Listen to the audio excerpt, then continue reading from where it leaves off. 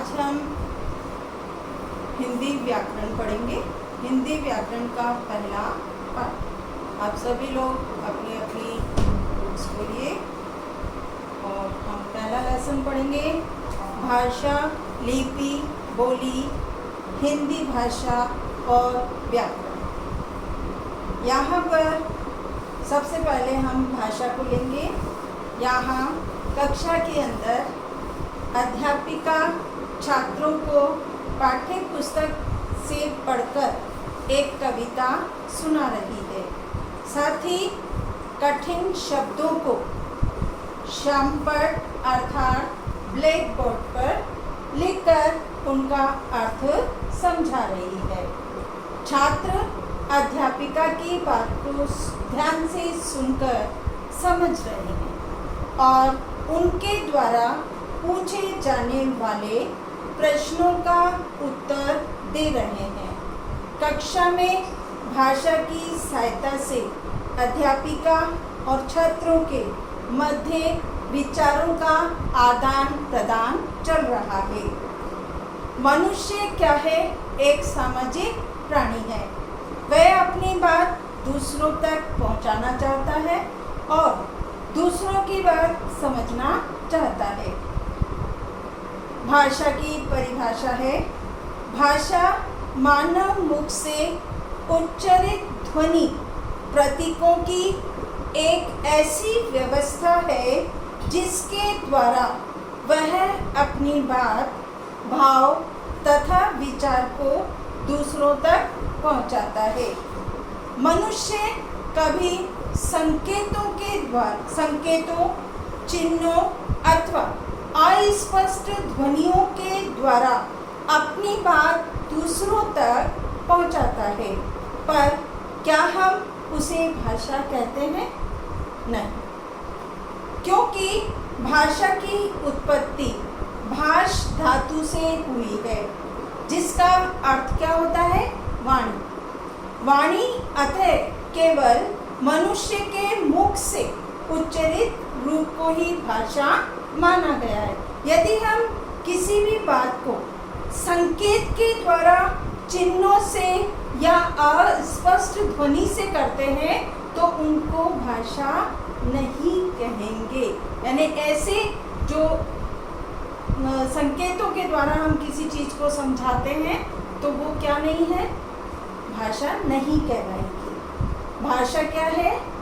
धातु, भाष धातु से उत्पत्ति हुई है इसकी, और जिसका अर्थ क्या है? वाणी। ये केवल मनुष्य के मुख से ही उच्चारित रूप को ही भाषा माना गया है। इस आधार पर भाषा की मुख्य विशेषताएं यह हैं कि भाषा मानव मुख से उच्चारित होती है, यानी मनुष्य के मुख से ही बोली जाती है। इसमें बोलकर, सुनकर, पढ़कर और लिखकर विचारों का आदान प्रदान होता है। भाषा की तीसरा है, भाषा की रचना विभिन्न ध्वनियों के संयोग से होती है। ध्वनि कौन सी होती है? जो स्वर, वो ध्वनि होती है, तो उनके मिलाने से किसकी भाषा की रचना होती है। फोर्थ है, भाषा में सार्थक ध्वनियाँ होती हैं, यानी जिनका कोई अर्थ होता है वो ही ध्वनियाँ होती हैं। पांचवा है, ध्वनियों के लिए निर्धारित चिन्ह होते हैं, यानी जो ध्वनियाँ बनाई गई हैं उनके लिए निर्धारित चिन्ह होते हैं। 6 है, भाषा में दूसरों तक बात पहुँचाने के लिए निश्चित वाक्य विन्यास होता है। 7, भाषा में सुनना, बोलना, पढ़ना और लिखना आदि भाषाई कौशल का प्रयोग होता है। 1 है, भाषा न होती, यानी जब हम बोल नहीं पाते, भाषा नहीं होती, तो ये पूरा संसार क्या होता? गूंगा होता। तो ये सब भाषा की विशेषता है। इसीलिए भाषा के 2 रूप माने गए हैं। पहला मौखिक और दूसरा मौखिक भाषा और दूसरा लिखित भाषा। पहला है मौखिक भाषा। मौखिक भाषा भाषा का बोलचाल का रूप है, भाषा का उच्चरित रूप है। मनुष्य के जन्म के साथ से ही ये जुड़ा है, इसलिए इसे भाषा का प्रधान रूप कहते हैं। भाषा का वह रूप जिसे व्यक्ति बोलकर अपनी बात दूसरों तक पहुंचाता है, मौखिक भाषा है। मौखिक भाषा की इकाई क्या है? ध्वनि। मौखिक भाषा की इकाई क्या है? ध्वनि। दूसरा है लिखित भाषा। भाषा के जिस रूप से व्यक्ति अपने मन के भाव को लिखकर दूसरों तक पहुंचाता है, उसे लिखित भाषा कहते हैं। ये भाषा का गौण रूप है। मौखिक भाषा का क्या है? प्रधान रूप है, और लिखित भाषा भाषा का गौण रूप है। लिखित भाषा की इकाई वर्ण या अक्षर है, यानी ये वर्ण और अक्षरों से लिखे जाते हैं। लिखित भाषा में ध्वनि चिन्हों का प्रयोग होता है।